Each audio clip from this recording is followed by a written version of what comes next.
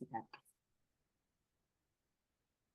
Buenos días a todas y a todos. Es un gusto muy grande para la Coalición por la Libertad Académica en las Américas de estar organizando este panel tan importante, este webinario tan importante que lanza la guía para la elaboración de protocolos para la prevención, atención, investigación y sanción de la violencia sexual basada en género y la discriminación al interior de las instituciones de educación superior. La CLA es una coalición que tiene membresía en todas las Américas y fue fundada por 3 organizaciones, Scholars at Risk, la Universidad de Ottawa y la Universidad de Monterrey en el 2021. Tenemos membresía a lo largo y ancho del continente, somos 90 miembros activos y muchos amigos de CLA. Y el tema de género realmente es un tema fundamental para nuestra coalición. Estamos, de hecho, ayer inauguramos el GT, el Grupo de Trabajo de Género de esta red, es una alegría inmensa. Y el lanzamiento de esta guía, digamos, se enmarca en nuestra priorización de toda la lucha por la superación de dichas violencias y para que podamos poner el tema en la agenda de una manera mucho más contundente, hablar sobre la problemática, sea al interior de nuestras instituciones, sea también en los espacios públicos, para que realmente podamos tener una mejor comprensión de la problemática, de sus causas, de sus consecuencias y especialmente para que juntas y juntos, desde reflexiones y acciones colectivas, podamos pensar en cómo superar problemática tan grave que vemos en nuestro continente.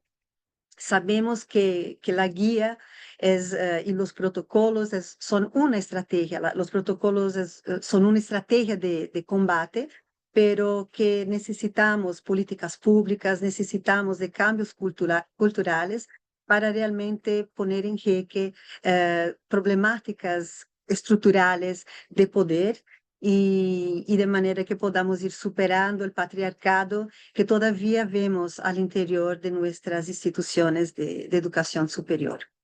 Tenemos una mesa muy linda el día de hoy. Yo desde ya quiero agradecer la presencia de nuestra autora, Mónica Godoy, que será la primera a hablar, y también de una mesa muy distinguida. A medida que yo pase la palabra a cada una, yo voy a presentar una por una, pero quisiera dar paso a Mónica para que ella inicie, nos va a contar del proceso de elaboración de la guía, nos va a contar, digamos, lo que ella quiere subrayar. Y Karina, luego Elizabeth y también Gabriela van a comentar.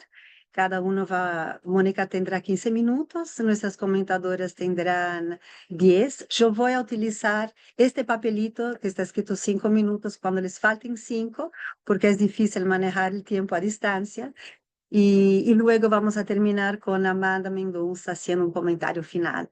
Yo paso la palabra a Mónica Godoy y luego le voy a presentar cada una de nuestras comentadoras. Mónica, la palabra es tuya. Muchas gracias, Camila. Buenos días.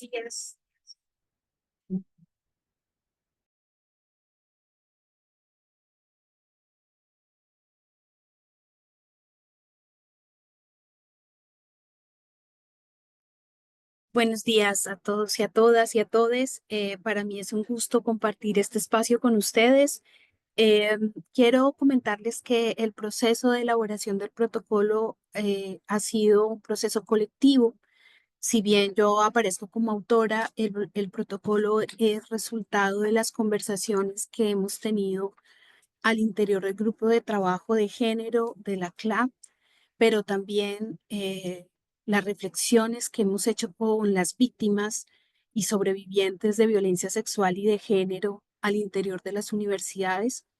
Hemos tenido espacios de conversación, de debate, de reflexión, incluso de acompañamiento, cuando hemos sentido que las universidades no han respondido de la manera adecuada a los reclamos de justicia que hacen las sobrevivientes y las víctimas. Entonces, este protocolo es parte de esa reflexión colectiva que hemos hecho. En algunos países aún no es un requisito obligatorio para las instituciones de educación superior contar con un protocolo específico para atender, prevenir, sancionar e investigar la violencia basada en género, la violencia sexual al interior de las universidades. En el caso de Colombia, ya es obligatorio que todas las instituciones cuenten con una herramienta particular, específica para abordar este tipo de violencias. En Chile también es obligatorio por ley. Sin embargo, hay otros países donde todavía existe la pregunta de, ¿es necesario tener un protocolo específico o basta con tener la ley nacional, el Código Penal digamos, las leyes que sancionan la violencia contra las mujeres o la población LGBTIQI más? Bueno, nosotros queremos comentarles cómo hemos visto el problema y la respuesta que le hemos dado a esa pregunta. ¿Están viendo la presentación? ¿Sí? Nosotras hemos pensado que es muy importante que al interior de las universidades empecemos a hablar de levantar ese tabú que existe sobre la sexualidad y que recae también sobre la violencia sexual.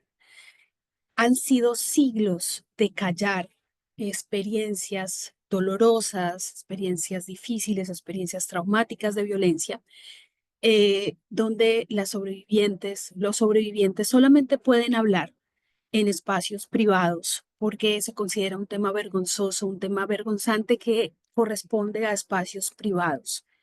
Entonces, pensamos que en la construcción de comunidad en las instituciones de educación superior, estas lógicas de ocultamiento no deben repetirse.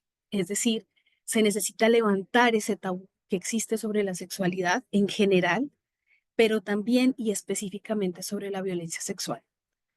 Ahora bien, las instituciones de educación superior son dispositivos de reproducción cultural en una sociedad.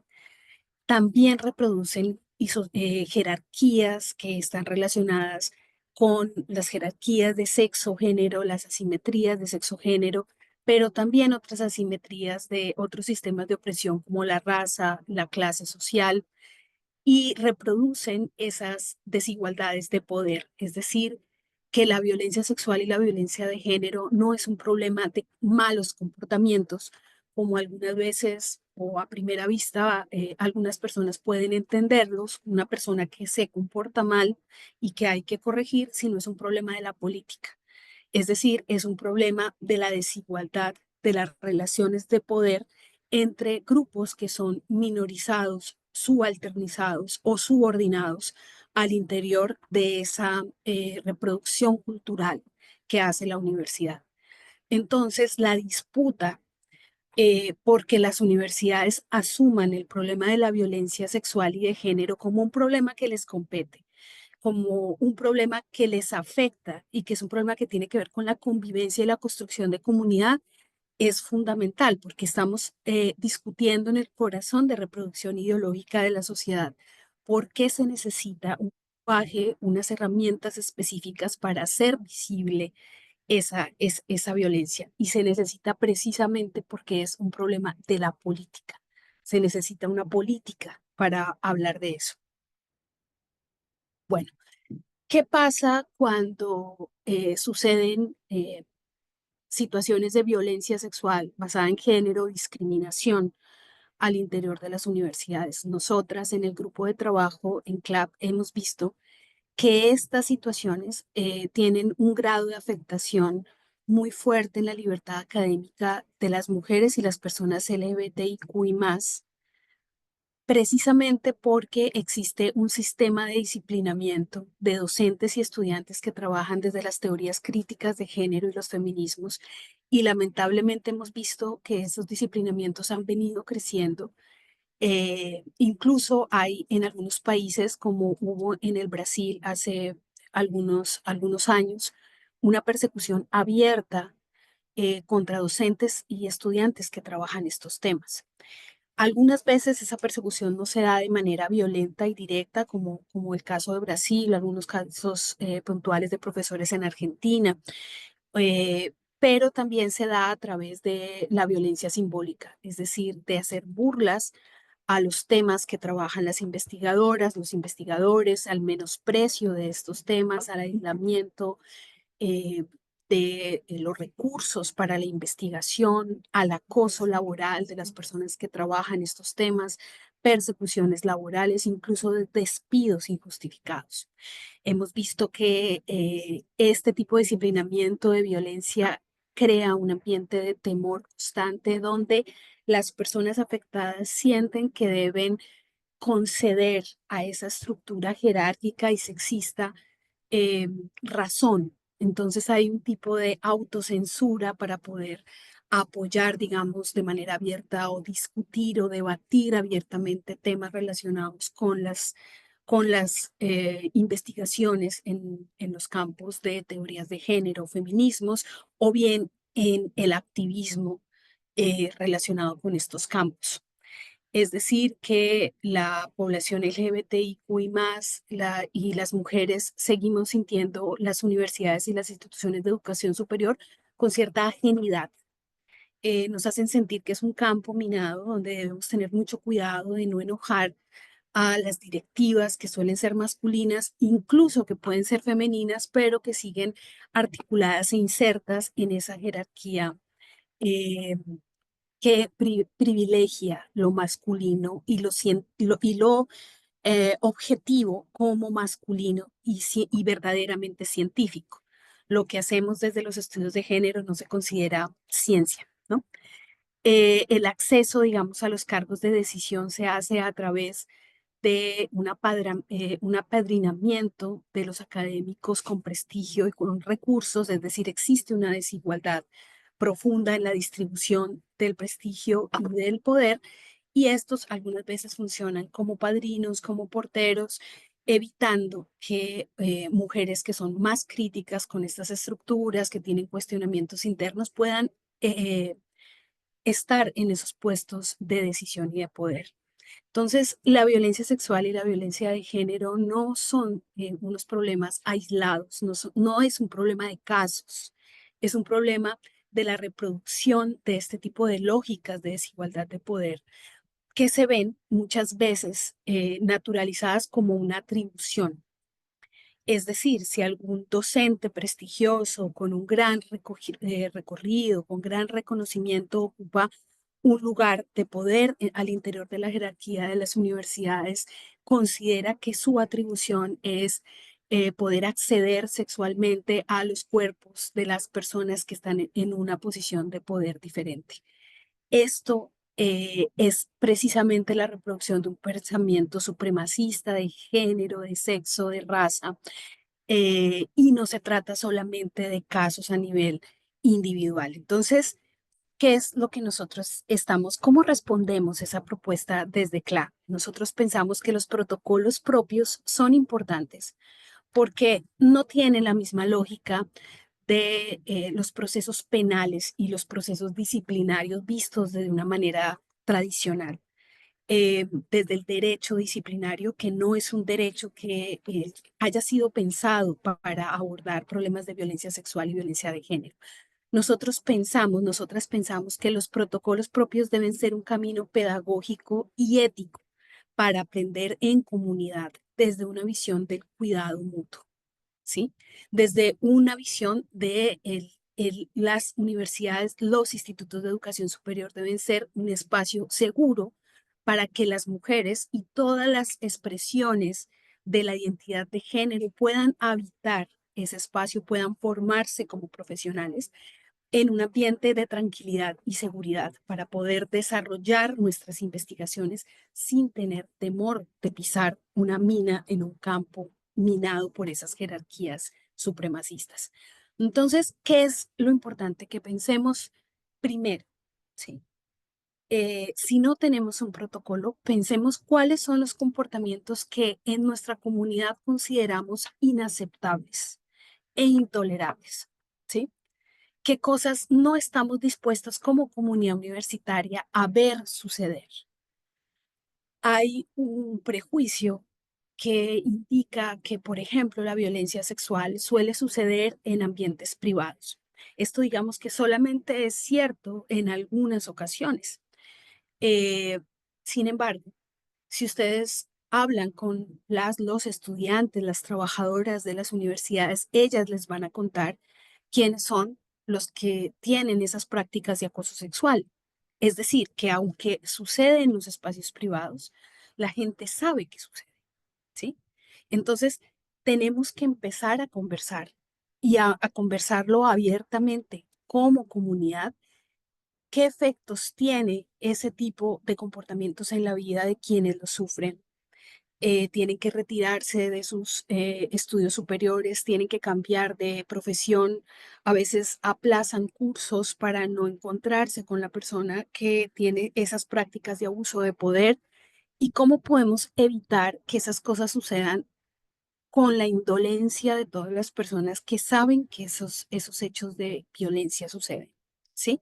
Entonces, no es cierto que suceda solamente en secreto, en lo privado. También sabemos que eso sucede. Pero entonces, ¿por qué no hacemos nada? ¿Por qué miramos hacia otro lado o decimos son las autoridades penales las que tienen que solucionar ese problema, cuando es un problema de construcción de convivencia? ¿Sí? Antes, 5 minutos. Solamente quiero que veamos esta diferencia de por qué es importante tener un protocolo propio. Miremos cómo a través de un ejemplo, por ejemplo, el acoso, cuál es el acercamiento tradicional desde un abordaje penal en los países donde el acoso, por ejemplo, sexual está tipificado como delito o como un problema disciplinario desde un abordaje tradicional como caso. Fíjense que cuando se aborda de esta manera, hay un sujeto activo del acoso, sujetos activos del acoso, sujetos pasivos y hechos demostrables que configuran esa conducta de acoso. Pero en este tipo de abordajes, la carga probatoria recae de manera exclusiva en quien está sufriendo el acoso. Es decir, en una persona que está en una situación de vulnerabilidad, que está siendo lastimada, que se siente avasallada por acciones de violencia y le pedimos que acuda al sistema a poner una queja, a poner una denuncia y que además presente las pruebas para demostrar que esos hechos que dice haber sucedido son verídicos, ¿sí?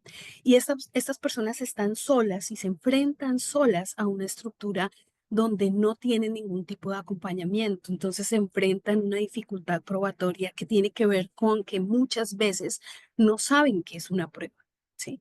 No saben que esa conversación que tuvieron con una amiga contándole el malestar que sintieron cuando fueron acosadas constituye una prueba, ¿sí?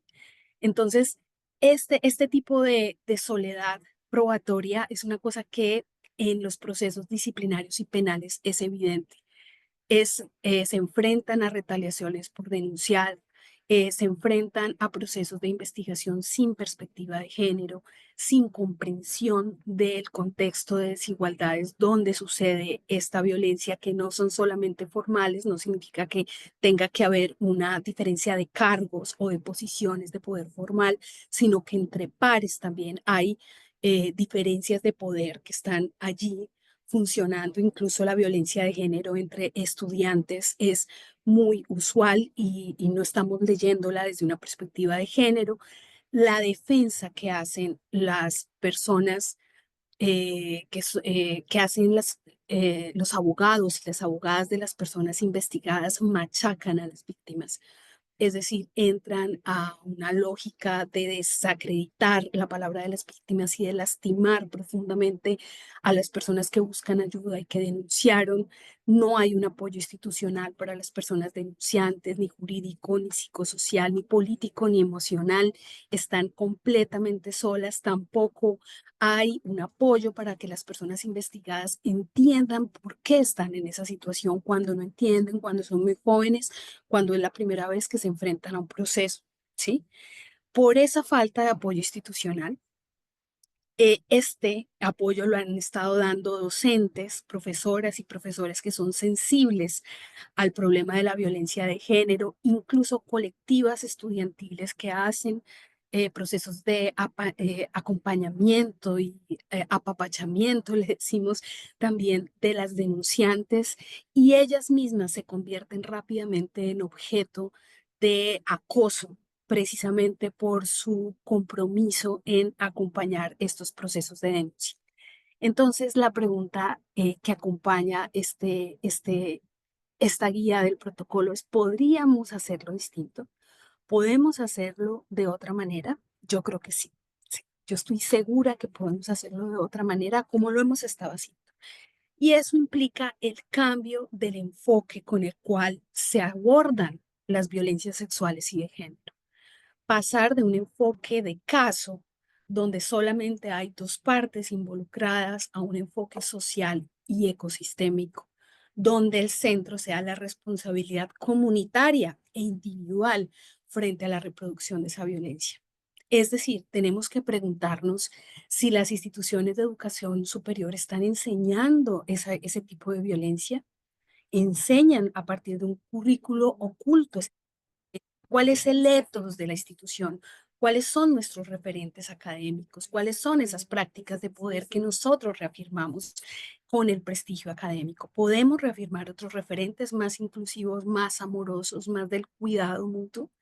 Entonces, la idea es que podamos construir, y con esto ya termino, culturas de tolerancia cero a las violencias sexuales y basadas en género, donde los sujetos activos del acoso, por ejemplo, y los sujetos pasivos del acoso cuenten con una responsabilidad frente a aprender los límites, ¿sí? A partir de la sanción por comportamientos que son sancionables, pero que los sujetos pasivos del acoso puedan recibir un sistema de cuidados por parte de la comunidad universitaria que pase de ser espectadora pasiva a una posición más crítica y más protectora de las personas que se enfrentan a este tipo de violencia, y sobre todo que pongamos un no vamos a tolerar este tipo de violencia en nuestras instituciones.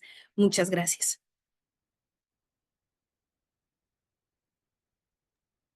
Muchísimas gracias a Mónica por esa presentación tan brillante. Ahí veo un montón de corazones y aplausos, así que seguramente todas las 115 personas que nos acompañan, aprovecho para agradecer las 115 por acompañarnos también. Mira cuántos aplausos. Mónica, muchas gracias. Estoy aquí con ella, por eso la miro aquí. Muchas gracias por esa presentación y más que eso, muchas gracias por compartir reflexiones tan profundas y por también señalar caminos hacia adelante, porque pienso que eso también es muy importante. O sea, estamos viendo la profundidad de la problemática que estamos tratando, la gravedad de esta problemática, pero también lo que Mónica nos trae aquí al final son caminos para que podamos ir superándola, esta problemática, mucho más allá de los protocolos, sino que desde este cambio de cultura institucional, de tolerancia cero y de un cambio realmente de cómo las universidades y los institutos de enseñanza superior pueden cambiar la postura de espectadora pasiva a cuidadora y de este marco de tolerancia cero que propones. O sea, son cambios políticos y culturales los que estamos aquí hablando. Gracias por todo eso, Mónica, y me entusiasma pensar que tenemos un camino como coalición hacia adelante de que podemos hacer juntas. Y paso la palabra ahora, empiezo a pasar la palabra ahora a nuestras comentadoras. Y voy a llamar a Karina a que empiece. Karina es directora ejecutiva del Consejo Latinoamericano de Ciencias Sociales de la Claxo. Ella es integrante también de la Junta de Gobierno del International Science Council y entre sus publicaciones se destacan libros como Miradas Latinoamericanas a los Cuidados, Políticas del Cuidado y Hablemos de Desigualdad. Así que es un honor, Karina, que nos acompañes. Yo sé que Claxo también tiene eso como una pauta fundamental y tú personalmente. Así que es una gran alegría y honor que estés aquí comentando y ayudándonos a pensar caminos hacia el futuro. Así que tenés 10 minutos, Karina. Gracias.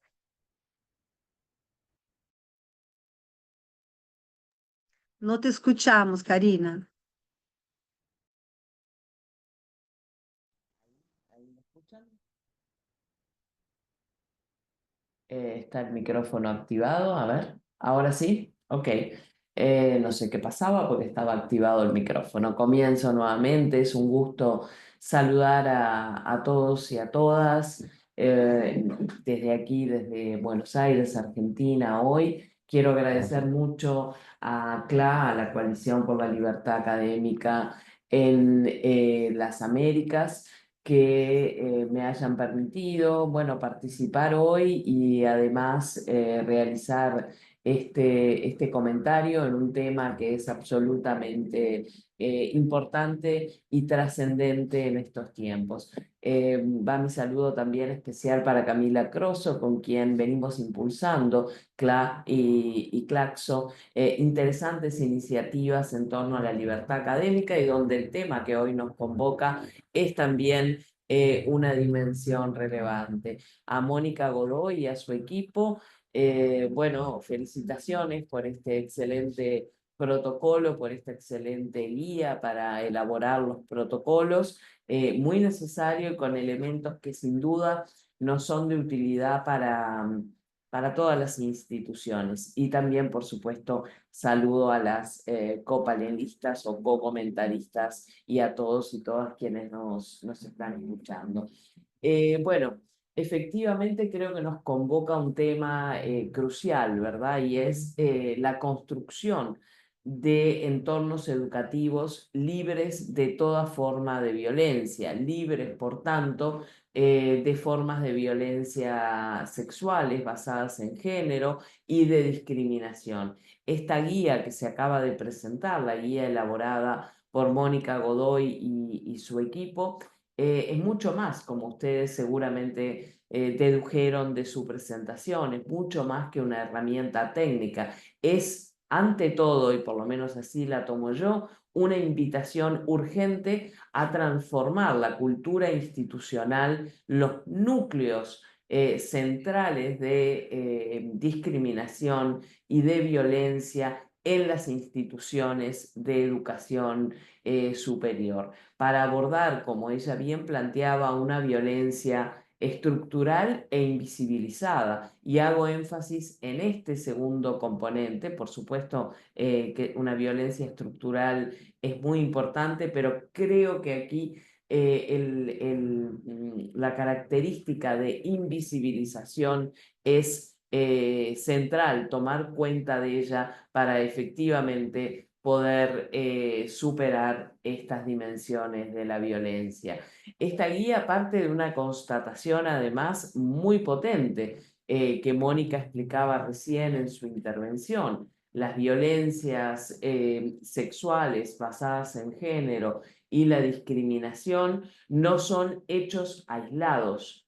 Tendemos a creer o nos quieren hacer creer que son casos puntuales, esporádicos, y sabemos que no son hechos aislados, son hechos recurrentes en todas nuestras instituciones de educación superior. Se visibilizan algunos casos, en algunos casos porque son personas muy conocidas o connotadas, intelectuales de referencia, pero sabemos que este es un fenómeno recurrente casi que cotidianamente en nuestras instituciones. Y tampoco son hechos interpersonales o que uno pueda atribuirlo a la relación particular que se construye entre dos o más personas, sino que tienen ese componente estructural que manifestaba antes, porque justamente son la manifestación de estructuras históricas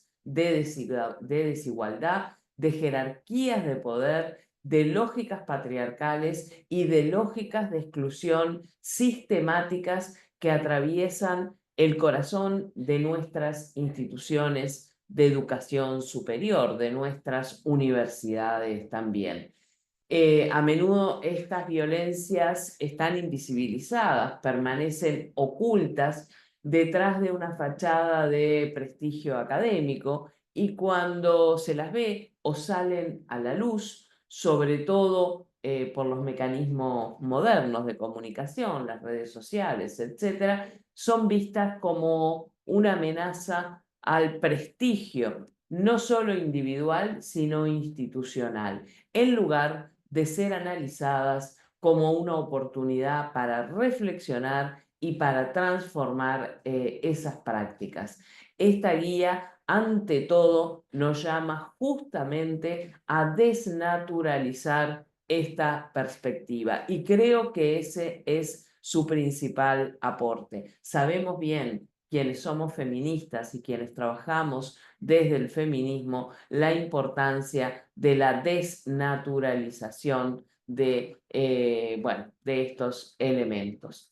Pero además el protocolo se lo plantea muy bien en esta guía como una herramienta, pero no como un fin en sí mismo. Creo que es uno de los aciertos del texto, subrayar que el protocolo no es una mera formalidad o una formalidad vacía. Debe ser parte de una estrategia más amplia de transformación institucional que incluya, por supuesto, la prevención, la reparación y el cambio cultural, que es el que nos va a permitir que estas prácticas no se repitan o no existan a futuro. Y se requiere, por supuesto, de voluntad política, en primer lugar, pero también de presupuesto asignado para trabajar con estas herramientas, de personal capacitado y sobre todo, como ya mencioné, de voluntad política y de un compromiso ético de que estas prácticas son inadmisibles en las instituciones en toda la sociedad, pero en particular en las instituciones de educación superior. En este sentido, la guía nos propone una serie de mecanismos, de caminos, ¿verdad? Por ejemplo, que las instituciones no solo reaccionen ante las denuncias, sino que asuman una postura activa, realizando diagnósticos, generando datos propios, sensibilizando a la comunidad y habilitando canales seguros de denuncia, incluso, por supuesto, en forma anónima.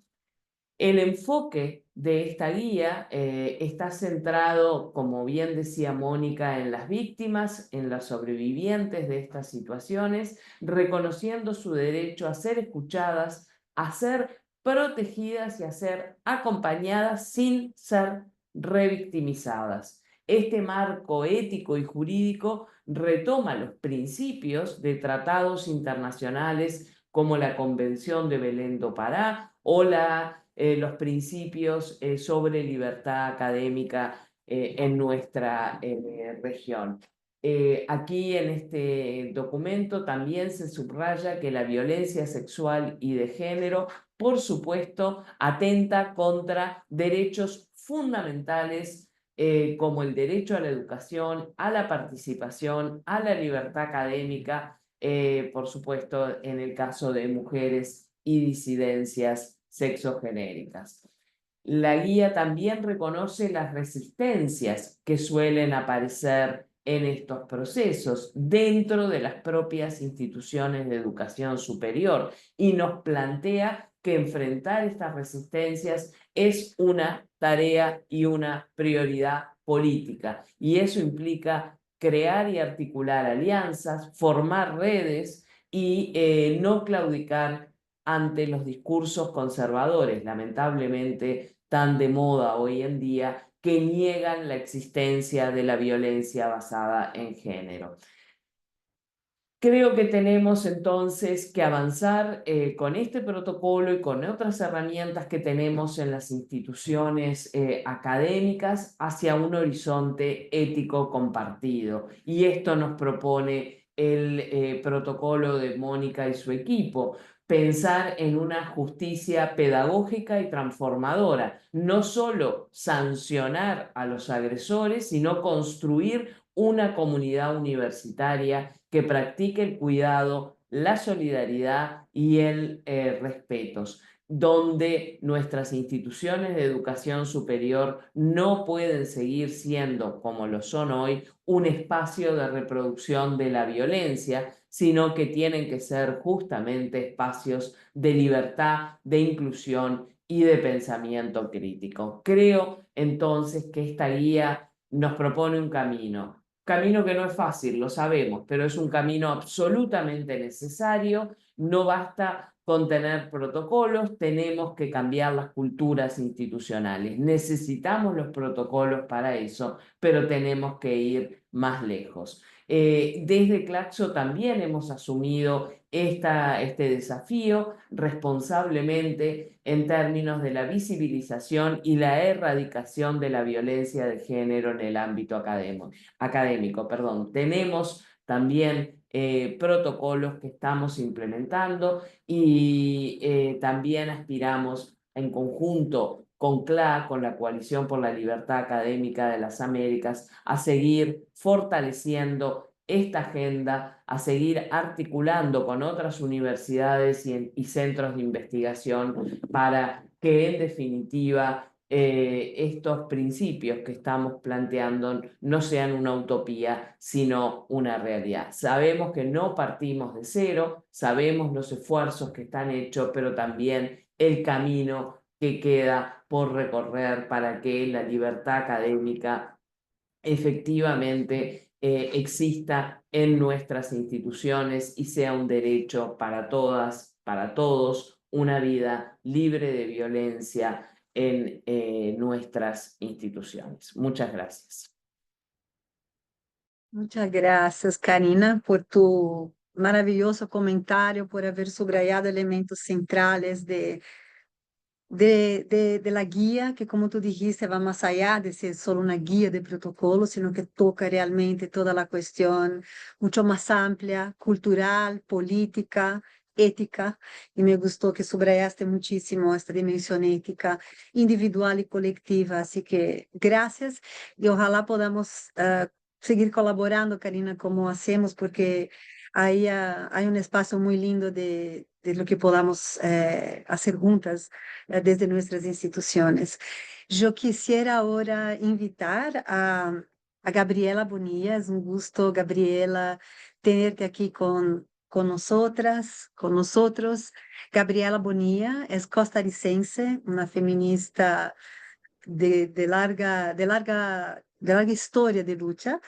Entre el 2016 y 2024, Gabriela dirigió el Observatorio de Política Educativa de la Internacional de la Educación, y a partir del año de 2025, es dirigente regional de la Internacional de la Educación para América Latina. Es un gusto tenerte aquí con nosotras, Gabriela, y tenés ahí la palabra. 10 minutos y voy a mostrar cuando falten 5. Ah, Gracias, Gabriela. Gracias, Camila, y un abrazo muy grande a todas. Felicidades, pues, a nuestra región por este protocolo. Quiero saludar también a las compañeras de la Internacional de la Educación que están acá y el uso de la palabra que voy a hacer va a ser desde el enfoque de la clase trabajadora, porque como dice Camila, bueno, somos de la Internacional de la Educación, una federación mundial de sindicatos de trabajadoras y trabajadores de la educación. Este protocolo lo necesitamos, lo veníamos necesitando. Algunas instituciones nuestras, pues algunos sindicatos han hecho esfuerzos similares, pero además creo que es América Latina la región que está construyendo estas propuestas. Nosotras venimos, pues recientemente de una 69 reunión del Comité de Estatus de la Mujer de Naciones Unidas, donde gobiernos de Estados Unidos y Argentina, como dijo Karina hace un ratito, lograron eliminar toda la mención a la violencia basada en género de la resolución política. Entonces, de insistir desde América Latina, primero en la exigencia de la paz y luego de la desnormalización de estas formas de violencia, pues en el lugar de trabajo y en los lugares de producción de conocimiento, como son las universidades, ¿cierto? Pues es un llamado y es creo que sí tenemos que reconocernos y ser bastante más rebeldes en esa identidad nuestra como latinoamericanas que estamos liderando en el planeta esta demanda, ¿no? Por la paz y también por vivir en espacios de trabajo libres de violencia. Yo quería sumar, si ustedes me dejan, dos cositas, les están pasando ahora por el chat un documento que es un acosómetro que construyó un sindicato nuestro de Colombia, la ADE de FECO de Colombia. Lo está compartiendo ahora Caroline por el chat y le agradezco mucho. Y quería usar 4 minutos, Camila, de mis 10 minutos, para, si yo puedo, estoy presentando un PowerPoint o no. ¿Sí? ¿Sí?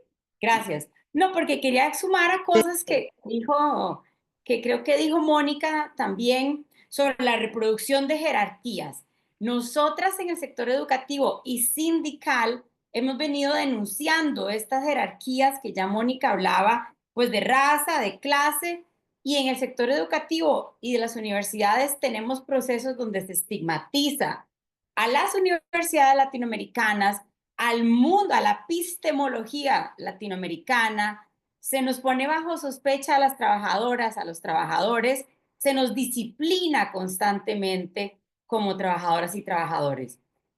Nuestros sindicatos, el paso que estamos queriendo consolidar es mirar cómo dentro de este disciplinamiento y este estigma hay claramente formas diferenciadas de género. Incluso ustedes saben que desde la Internacional de la Educación hemos denunciado formatos de ranking que reproducen sistemas pues coloniales de construcción de conocimiento, y en este disciplinamiento que nuestros sindicatos han estado denunciando, vemos disciplinamientos contra la universidad pública, contra el financiamiento educativo, contra las movilizaciones de nuestros sindicatos, y se nos tacha constantemente de ser responsables, ¿sí?, de un proceso, pues se nos tacha constantemente de estar siendo privilegiadas, de usar los fondos públicos, de ser corruptas, etcétera.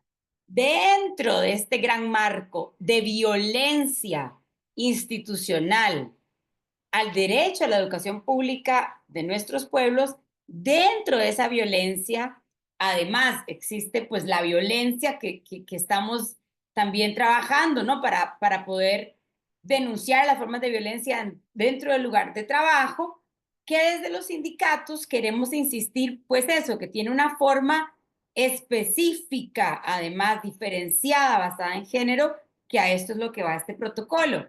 Pero entonces, y acá, Mónica, te voy a, pues, a sugerir, a pedir, y Camila, en esta construcción del formato comunitario que exponía Mónica, ¿verdad?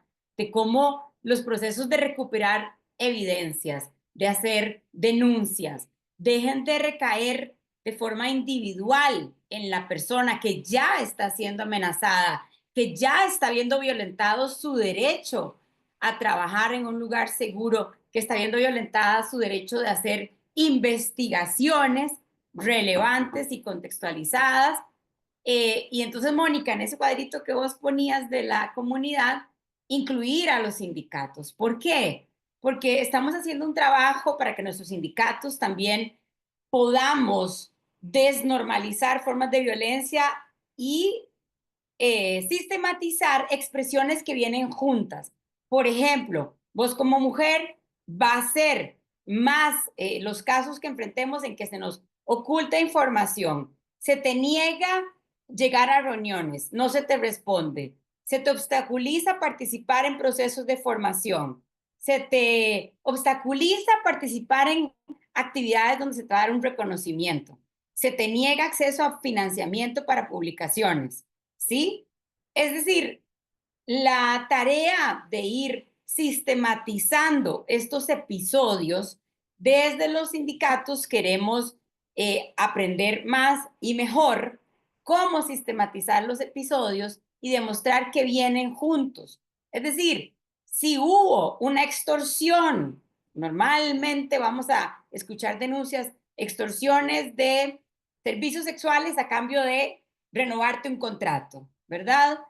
Ahora, si eso está pasando, también seguramente pasó que se te negó información, que pedías reuniones y no se te aceptaron reuniones, que hubo gente que no quiso responderte comunicaciones múltiples, que se te está exigiendo mostrar WhatsApps de con quién te comunicaste y con quién no. Entonces, poder mostrar cómo esa expresión de violencia que llega a ser violencia sexual y física tiene acompañadas unas expresiones de violencia permanentes que son acoso en tu lugar de trabajo. Y entonces por eso en el mundo sindical, en las organizaciones sindicales, estamos llamadas a poner atención a estos casos porque están violentando el derecho de las personas al derecho al trabajo y al derecho a la educación pública universitaria. Entonces, solo les cuento, algunos sindicatos en esta tarea de, bueno, tipificar las formas de violencia basada en género, están buscando también, y acá Mónica y Camila, pues tendremos más oportunidades también para que nuestros sindicatos podamos aprender cómo tipificar la violencia digital, que también tiene todos unos mecanismos para expulsarnos de espacios públicos, de espacios de discusión. Lo hemos estado discutiendo. Cómo ayudamos a que se desnormalice, y esto ya lo mencionaba pues Karina hace un ratito. Y esto que es más de la función de estar sistematizando para mostrar que hay patrones de violencia establecidos. Y también lo decía Mónica, las trabajadoras más jóvenes o las investigadoras más jóvenes dentro de las universidades, es muy importante comentarles cuando ya han habido antecedentes, cuando ya se han ganado casos, ¿cierto? Para que tengas mucha mejor, que esté más claro el escenario de las herramientas con las que contamos.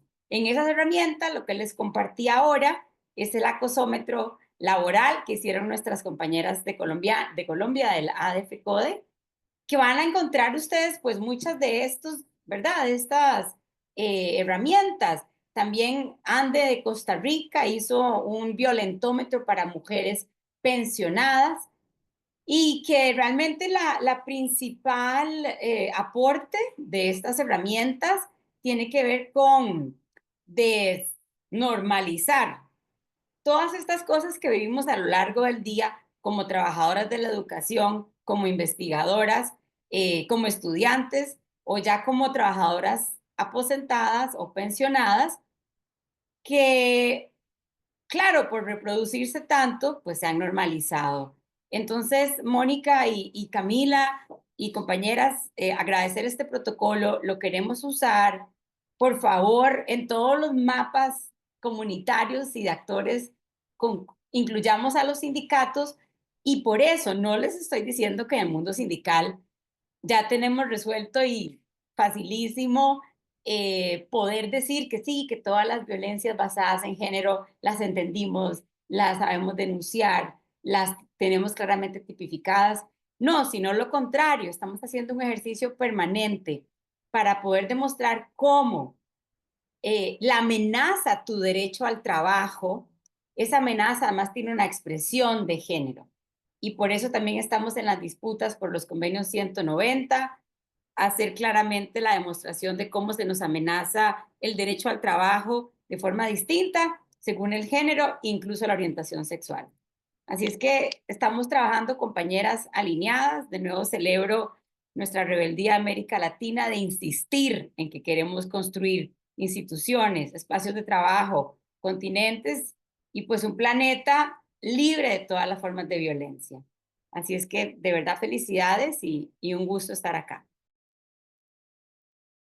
Muchísimas gracias, Gabriela, por tus comentarios, por tu intervención, por también situar la problemática en una violencia más amplia al derecho humano a la educación como un todo, y, y también por, digamos, por compartir vuestras experiencias, las herramientas que ustedes están desarrollando, que creo que será fenomenal si podemos empezar a ir sumando eso, mapeando todo lo que hay y viendo de qué manera, seguramente cuando actuamos conjuntamente,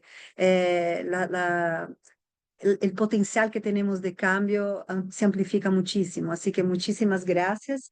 Y me llamó la atención que tú también, como Karina, hablaste de desnormalizar, ¿no? Entonces, como que desnormalizar, desnaturalizar. Me parece ahí un mensaje fundamental que ustedes también están pasando, ¿no? Y yo quisiera invitar a nuestra tercera comentarista ahora. Estoy muy feliz de tener aquí con nosotras a Elizabeth Hutchinson. Quisiera comentarles, es profesora de Historia Latinoamericana y miembro de la División de Equidad e Inclusión en la Universidad de Nuevo México, en Estados Unidos. Ella se dedica a investigar la historia de trabajo, género y sexualidad en América Latina del siglo XX y ha sido profesora visitante en Chile, Argentina, así como en España. Desde el 2013 trabaja en comités de gobernanza universitaria y sirve como representante institucional en la Action Collaborative for Preventing Sexual Harassment in Higher Education. Así que, Liz, es un gusto gigante que estés aquí. También les cuento cómo es significativo, no solo por toda tu trayectoria, pero también por la importancia que yo atribuyo como CLA, como Coalición por la Libertad Académica en las Américas, que podamos hermanarnos Norte y Suramérica. Y quiero ir profundizando cada vez más estos lazos. Me parece que esta solidariedad de todo el continente, cruzando fronteras norte-sur y encontrando aliadas, encontrando movimientos de cambio a lo largo y ancho del continente es algo fundamental. Así que tu presencia aquí, Les, es una gran alegría. Y te paso la palabra. Voy a poner esta cosita, no sé si lo ven, pero voy a señalar. De todas maneras, tenés la palabra, Les. Gracias. Bueno, muchísimas gracias Camila y por tanta solidaridad que en este momento le aceptamos con mucha alegría desde Estados Unidos, por lo que estamos pasando aquí, que creo que afecta a todo el mundo y estamos muy agradecidas por la solidaridad de ustedes. Les agradezco la invitación y el poder participar y quiero reiterar las felicidades a Mónica por una muy buena publicación, muy bienvenida y tratar de indicar muy en breve en qué sentido creo que este guía nos puede servir en Estados Unidos justamente en ese momento. Así que termino pidiendo a Camila y a la CLA que de pronto lo traducen al inglés para que lo podamos hacer circular entre los que estamos trabajando el tema y este activismo en instituciones de Estados Unidos. Aquí quería muy en breve agregar algo a la muy buena introducción de Camila antes de comentar el documento de nuevo, muy en breve. Y agregando que estoy en ese momento más encima de ser historiadora y trabajar en la División de Equidad e Inclusión de mi institución en Nuevo México, Estados Unidos. Soy cofundadora con Ana Vidú y Gabriela Torres de esta red de prevención de la violencia sexual en la educación superior. Y como ustedes en la coalición queremos pasar los límites de coyunturas y contextos nacionales para formar lazos de apoyo y solidaridad entre las que estamos liderando en la investigación, en la intervención y políticas de cambio en la violencia sexual. También, tal como la guía de Mónica nos muestra, queremos unir esfuerzos para no empezar siempre de cero, o sea, desde los bases de definir, investigar y intervenir en el acoso sexual.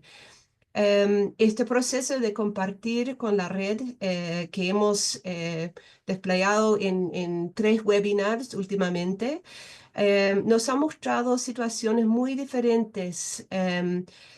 Desde Sudáfrica a Gran Bretaña, España, Estados Unidos, Chile, Perú, Colombia.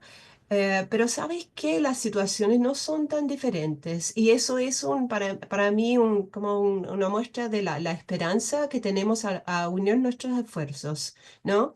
Em, Es decir, tal como lo muestra Mónica en su maravillosa guía, hay modelos y pasos que se pueden repetir y compartir para que las lecciones de esfuerzos anteriores nos benefician a todas que venimos después. En ese sentido me siento muy inspirada, como dice Gabriela, en el liderazgo desde América Latina en este campo de acción e investigación. Yo lo veo como muy importante y sigo insistiendo con mis colegas gringas que tenemos que partir desde allá.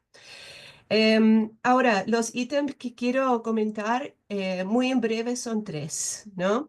Hay mucho de comentar y apreciar sobre la guía, sobre todo su acercamiento muy integral a lo que podemos llegar, la ecosistema del cuidado, ¿no? O sea, de intentar crear, expandir este ecosistema para que llegue a más gente y efectivamente puede prevenir la prevalencia de acoso sexual en la educación superior.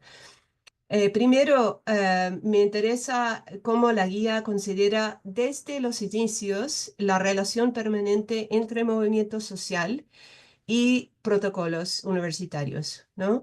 La guía parte apreciando las denuncias, a veces anónimas, que llegan a los medios sociales o en grupos sociales de personas, reconociendo de que la denuncia formal a través de las instituciones, si existe esta ruta, significa mucho riesgo para la sobreviviente y otros y otras que están involucrados, que están impactados por la incidencia de violencia sexual. Ahora, en cuanto a este reconocimiento de, digamos, el entorno político y social en que estamos fabricando los protocolos, tratando de mejorarlos, nos muestra otra vez lo que aprendemos de Sara Ahmed, ¿no? ¿Qué tanto es importante considerar a la vez que uno busca construir un protocolo, saber los límites inherentes de los procesos institucionales? Y lo digo desde una institución que tiene un control hiper desarrollado sobre intervenciones para prevenir la violencia sexual, cosa que ha llegado a su límite desde hace mucho tiempo y hace falta un trabajo más integral desde la comunidad. Entonces, de eso viene mi comentario. Ahora, el segundo que quiero llamar la atención es sobre el énfasis en todo el documento hacia la atención necesaria al contexto local, ¿no? O sea, obviamente tenemos que delinear, entender el contexto político, legal, institucional, social, o sea, el entorno en que uno va desarrollando, estudiando y después desarrollando los protocolos, ¿no? Em, Eso parece obvio, ¿no? Pero logra visibilizar el contexto especial también de la educación superior. O sea, como anota Mónica y su equipo, no es un espacio como otros, ¿no? Ni en sus formas de experimentar la violencia, de expresar, de recibir, de ser impactado por esta violencia, ni en sus efectos, ¿no? Cómo impacta la educación, la libertad de expresión, la producción de conocimientos. Es un entorno que tiene sus parámetros, digamos, especiales que son a la vez barreras y oportunidades para nosotros que queremos cambiar la situación. Em, Tercero, quería comentar sobre la importancia del momento para la realidad de Estados Unidos y preguntar qué aprendemos en particular las que operamos en el entorno estadounidense. ¿Qué aprendemos de la existencia de esta guía y también de este grupo de trabajo de género que ahora va surgiendo? Me encanta cómo la guía encarna las historias particulares de Latinoamérica en cuanto a movimientos feministas y derechos humanos y la construcción de acuerdos internacionales. Todo que permite evaluar nuestros esfuerzos en los Estados Unidos desde otra perspectiva. cómo se supera, por ejemplo, el régimen de cumplimiento federal del título 9, del Title 9, que ha limitado nuestros esfuerzos y a veces nuestra imaginación por muchos años, si no décadas. Algunas lecciones de la guía en este sentido son, bueno, su importancia en este momento en que desde Estados Unidos estamos reevaluando las estrategias de participar, de intervenir en, digamos, para buscar el cambio. Necesitamos ideas nuevas, ¿no? Es un momento muy particular en que yo creo que este acercamiento integral desde la comunidad nos puede apoyar mucho, ¿no? También es un momento para nosotros de enfrentar lo que una colega ha nombrado el weird moment, ¿no? Una coyuntura rara. Es en el sentido de que a nivel nacional obviamente hay retroceso total en muchos temas, ¿no? Pero en relación a la violencia sexual en la educación superior, irónicamente, no es hasta ahora un campo en que es destrucción completa, sino que un reset al año 2020, ¿no? Los reglamentos que publicó el primer administración de Trump que nos permite, nos deja espacios y infraestructura para seguir denunciando e investigando. No son las regulaciones que queríamos del año 24, pero sí es un espacio para trabajar. Entonces, para mí la guía es una oportunidad para que nosotros nos inspiramos y podemos nutrir nuestra respuesta al momento, ¿no? Una forma de imaginarse de cómo preparar las bases para soluciones comunitarias, feministas, basado en la investigación y centrado en la experiencia de la víctima sobreviviente. Estos me parecen, me parece una llamada muy del momento y muy urgente. Con eso dejo la palabra. Gracias. Muchísimas gracias, Liz, por todos tus aportes, por compartir también la realidad de ustedes en Estados Unidos. Y realmente quiero aprovechar la oportunidad para expresar nuestra solidaridad. Por favor, siéntense acompañadas y pensemos maneras de también ir hermanándonos con ustedes para apoyar en este momento particularmente difícil que ustedes están atravesando. Y yo quisiera ahora abrir para un momento de debate, ahí unos 10, 15 minutos. Voy a leer algunas de las preguntas y a ver si hacemos una o dos rondas, a ver qué nos alcanza de tiempo. Pero voy a empezar leyendo tres tres preguntas que nos han llegado aquí y pedir que las cuatro, también Mónica, que comentes ahí muy brevemente para ver si logramos hacer una segunda ronda, ¿ok? Tenemos un par de preguntas de Carla Briones. Opa, minuto que entró una grandota aquí, perdóname, subo otra vez, aquí está. Y las preguntas iniciales son las siguientes. Para entender la interseccionalidad de la violencia sexual en el ámbito universitario, es necesario que la universidad cuestione el ámbito patriarcal que le habita.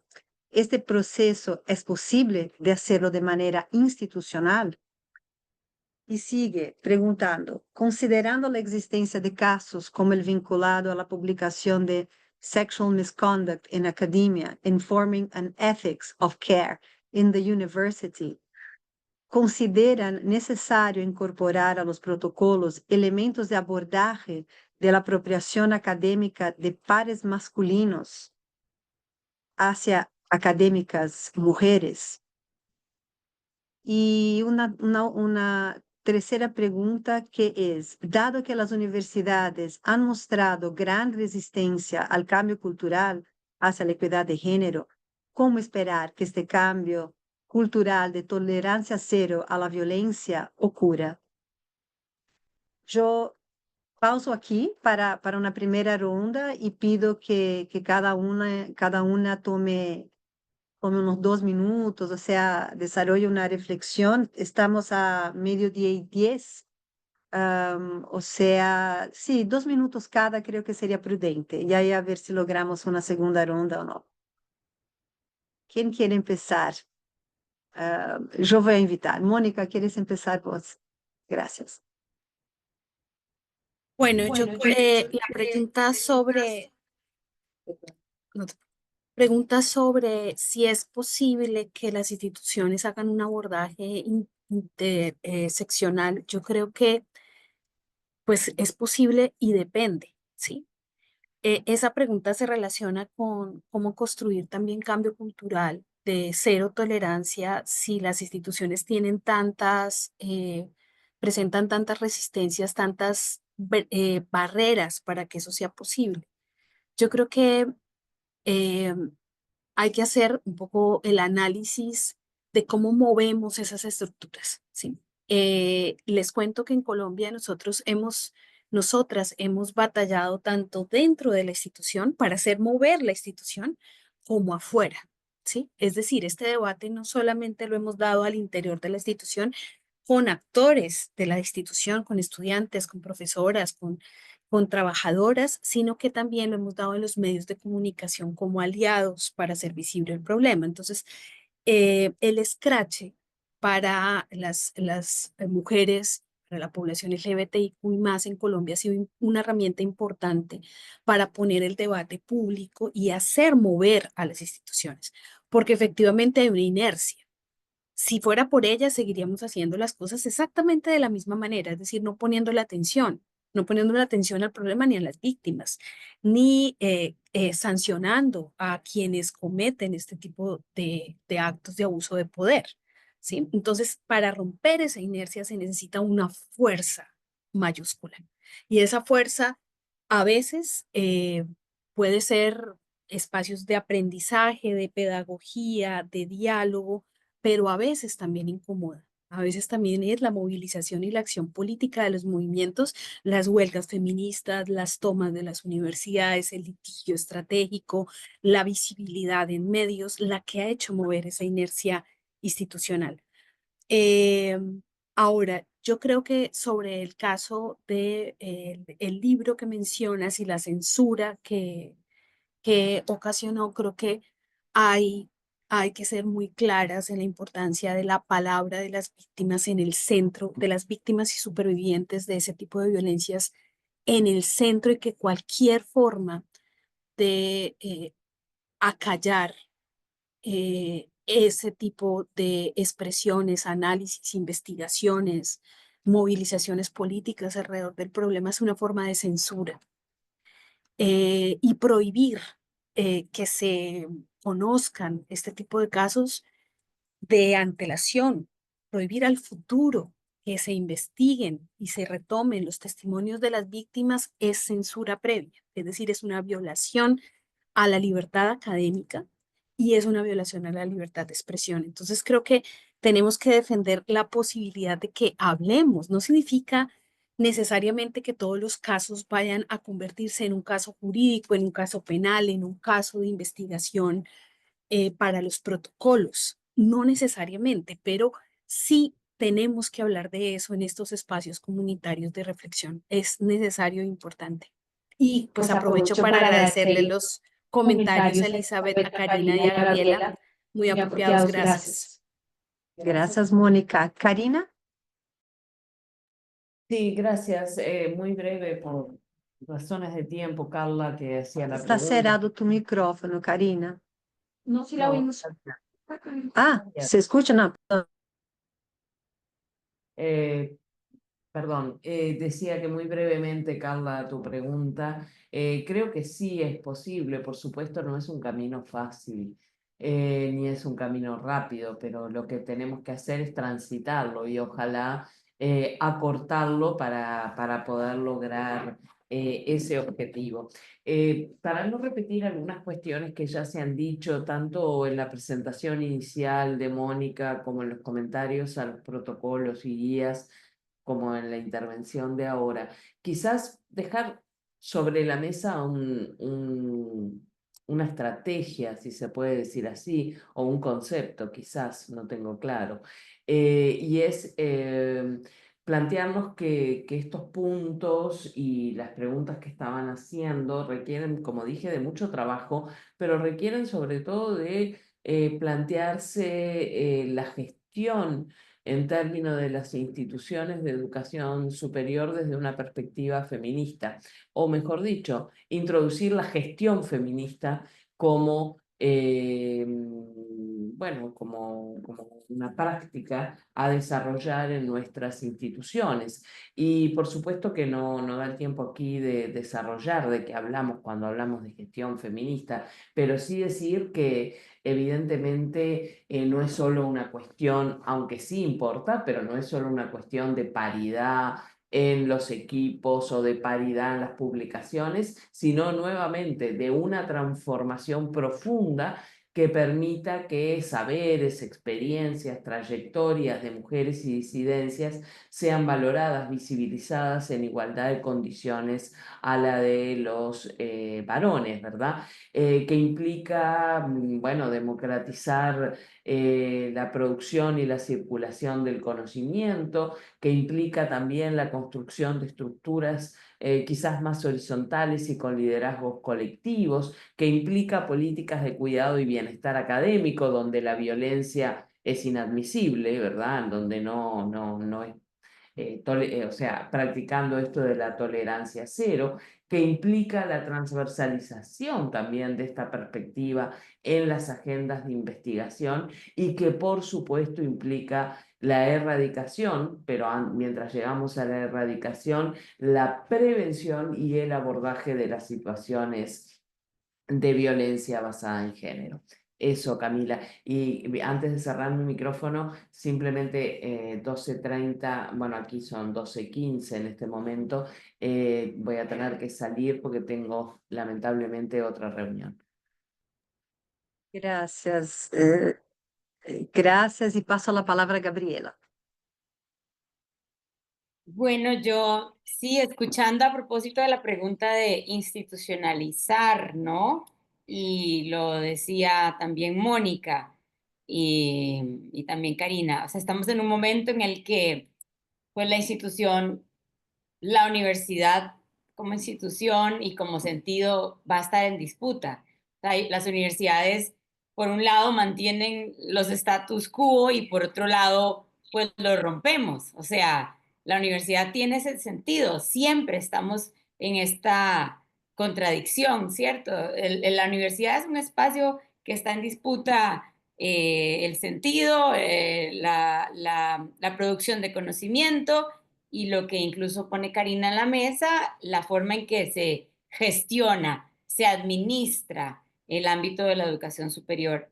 Entonces, creo que sí, una agenda de institucionalizar urgentemente, además de la desnormalización y poder denunciar y formar y advertir y tener códigos éticos, ¿cierto? De que es importante que la universidad como espacio de trabajo, sea universidad pública, sea privada, son espacios donde el trabajo sea viable, sea posible y se pueda realizar libres de diferentes formas de violencia.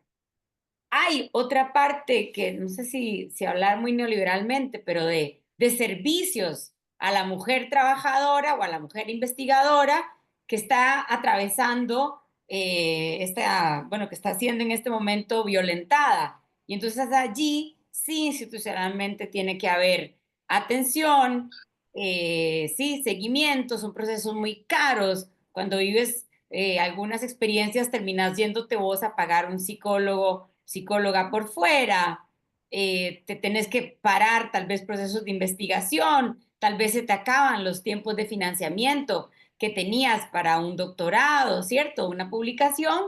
Y entonces ahí también institucionalmente tiene que haber una respuesta porque la, Lo que sí llegue, como decía Mónica, lo que sí llegue a ser un caso y si se judicialice va a ser lento, va a ser costoso y desgastante. Entonces tiene que haber una respuesta institucional de salud integral, de atención psicológica, de restauración y de reparación del proceso, ya sea un estudiante, ya sea una trabajadora, ya sea una investigadora, etcétera. Y esto también es muy importante que institucionalmente lo vayamos reclamando.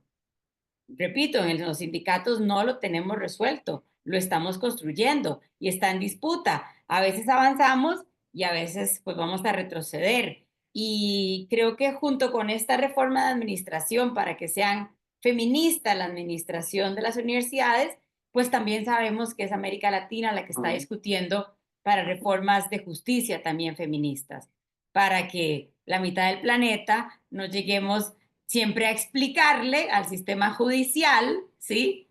Todo lo que al sistema judicial se le olvida permanentemente.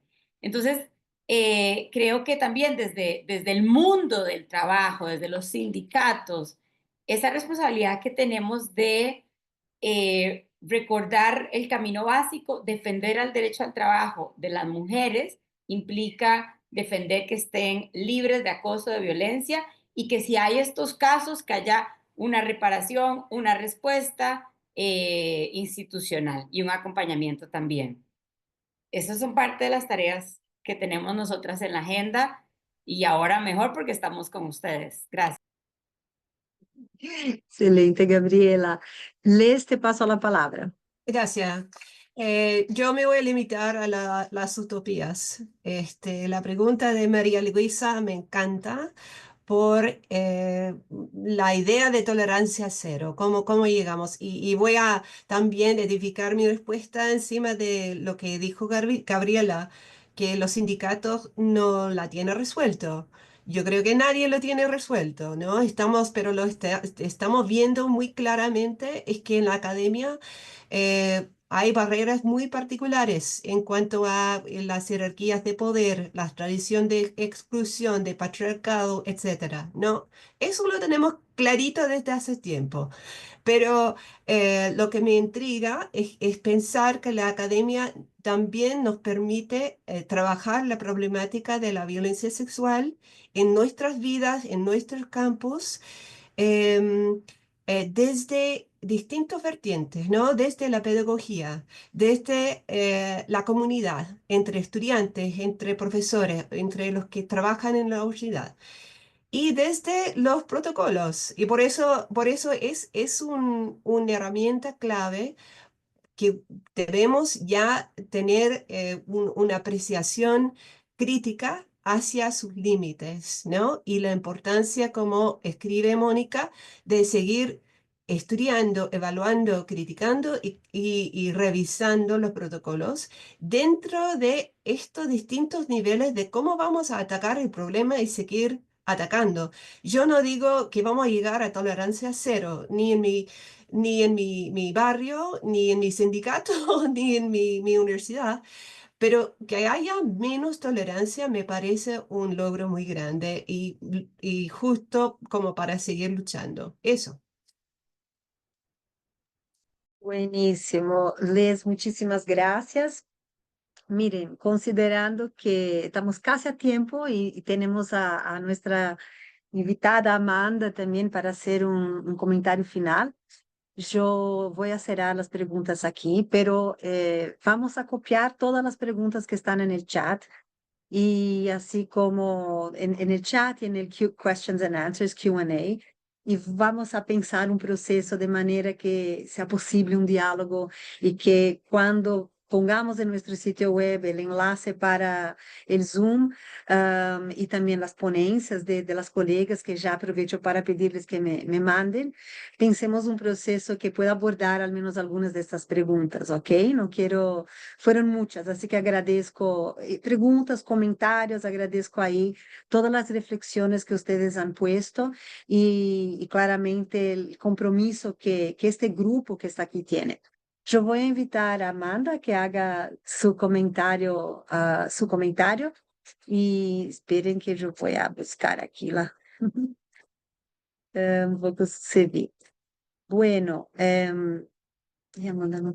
Amanda es profesora en la Facultad de Formación del Profesorado de la Universidad del Estado de Río de Janeiro, trabajando en el Departamento de Educación y en el programa de posgrado en Educación, Procesos Formativos y Desigualdades Sociales.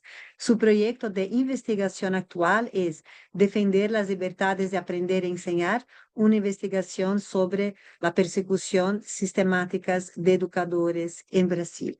Amanda también es la co-coordinadora del grupo de trabajo de género de la CLA, así que también con este sombrero nos da enorme gusto llamarla a hacer sus comentarios. Amanda, contigo la palabra. 4 minutos y yo cierro en 1.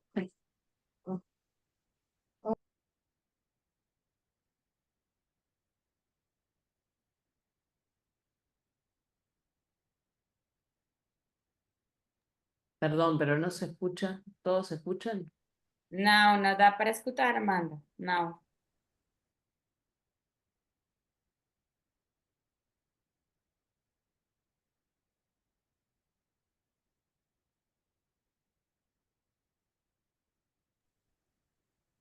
Fale sem audífonos, talvez. ¿Quieres explicar? Sí, estamos juntas, así que si ella no logra ir, se pasa a una de nuestras computadoras. Põe esse computador aqui aberto. Não? Ninguém escuta. ¿Nadie la escucha? No. Eu acho que é a tradução. Então vamos aqui, querido. Pero usted debe escuchar a traductor igual. Ahora sí se te escucha, Amanda, ¿eh? Dale, Puedes hablar.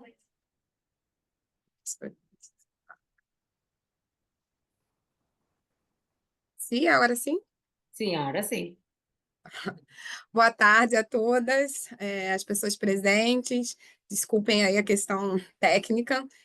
Fiquei encarregada de fazer alguns comentários e umas breves palavras de encerramento. Eu queria encerrar agradecendo profundamente os comentários, né, e as falas trazidas pela Karina, pela Mônica, a Gabriela, a Liz, as contribuições generosas, potentes que elas compartilharam conosco hoje, as reflexões que elas trouxeram reafirmaram para nós a urgência de enfrentarmos de forma coletiva, organizada e estruturada as violências de gênero e as múltiplas discriminações que ainda persistem nas nossas instituições de ensino. Enquanto ouvia, acompanhava o webinário, pensei, nos alegra, por um lado, a criação de um grupo de trabalho de gênero na nossa coalizão, uma iniciativa fundamental para a articulação dessas estratégias coletivas, mas, por outro, nos parece ainda assustador e cansativo que tenhamos que falar sobre algo que é um fenômeno recorrente, quase que cotidiano, e que, não raro, nos fazem acreditar que é algo isolado, individual, fruto de mal-entendidos ou do que supostamente dizem excessos pessoais, e quando sabemos que não é. Estamos falando de uma lógica patriarcal profundamente enraizada nas hierarquias de poder que seguem estruturando as nossas instituições, né? Com silenciamentos sistemáticos e mecanismos sutis, às vezes, e muitas vezes nem tanto, que inviabilizam, né, invisibilizam essas violências e fazem com que elas pareçam algo normal do cotidiano acadêmico, né? É por isso que os protocolos eles são tão relevantes. Penso que as falas de hoje apontaram para o quanto os protocolos nos ajudam a romper com um ciclo de revitimizar aquela que já foi vítima de uma série de violências, né? Criam condições para respostas institucionais, para responsabilizações e, acima de tudo, deslocam essas questões do campo privado para o debate público, onde essas questões devem acontecer. Tornam visíveis, muitas vezes, essas tentativas de silenciamento e que são colocadas no âmbito privado. Nesse sentido, eu gostaria de destacar o que a Gabriela trouxe em relação à atuação dos sindicatos, né? Precisamos reconhecer os sindicatos como aliados estratégicos nessa luta. E é essencial, nesse sentido, que façamos incidência política junto a eles, especialmente no que diz respeito à assessoria jurídica que esses sindicatos nos oferecem. Embora seja comum que os sindicatos contem com setores jurídicos voltados para as questões trabalhistas, raramente essas equipes consideram as violências de gênero como parte dessas questões, mesmo quando essas violências nos impedem de exercer plenamente as nossas funções laborais com dignidade profissional. Então, os sindicatos precisam urgentemente formar e informar suas equipes jurídicas sobre essa pauta. Muitas vezes, mesmo quando os sindicatos decidem acolher essa vítima, decidem tratar do tema, os seus advogados não se sentem preparados para enfrentar as questões de forma adequada. Então, é preciso pressionar, dialogar e construir esse caminho junto aos sindicatos, né? É essencial reconhecermos também que essas violências elas não são atentados apenas contra os indivíduos que sofrem com a vítima, que são vitimizados, mas é uma ameaça à liberdade acadêmica, e essa é uma tarefa do nosso GT, né? Não há liberdade para ensinar, pesquisar ou aprender em contextos marcados pelo medo, pela intimidação, pela desigualdade. Então, garantir ambientes seguros e equitativos é uma condição indispensável para o pleno exercício da liberdade acadêmica. Nesse contexto, eu já estou terminando, porque eu sei que a gente está estourando o nosso tempo, os protocolos têm um papel crucial. Eles não apenas orientam a atuação institucional para que não sejamos vitimizadas, mas também nos ajudam a deslocar essa narrativa do plano individual, que, mais uma vez, as colegas que me antecederam trouxeram, né, sempre nos empurram para esse lugar do individual e trazem essas violências para o debate público, né? Para concluir, é fundamental reconhecer que os protocolos não são apenas instrumentos normativos, mas eles são um compromisso ético, político e institucional com a construção de espaços educativos verdadeiramente seguros e inclusivos.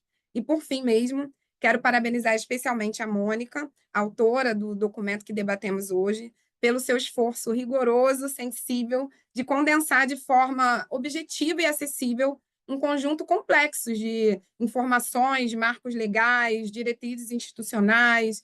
Esse trabalho nos orienta para a ação, acho que nos convida a um engajamento em diferentes formas, né, na defesa de uma educação livre de violências e discriminação. Acho que o trabalho que a Mônica nos apresenta é um convite para nos fortalecer na luta a favor de um ambiente inclusivo e seguro para todas nós. Eu parabenizo a todas nós pela organização e a realização desse evento. Muito obrigada, Amanda. E a gente vai encaminhando para o final do nosso webinário e agradecer a presença de todas e todos vocês. Estamos chegamos a 130, ou até mais, né, em algum momento, pessoas acompanhando. Isso realmente demonstra a importância do tema.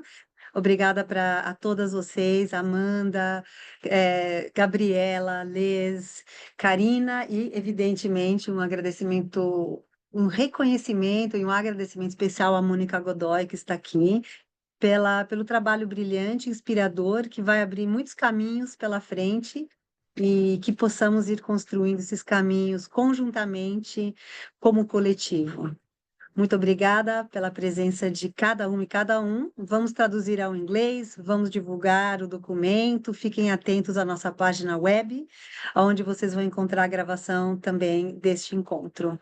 Um abraço a cada uma de vocês, a cada um de vocês.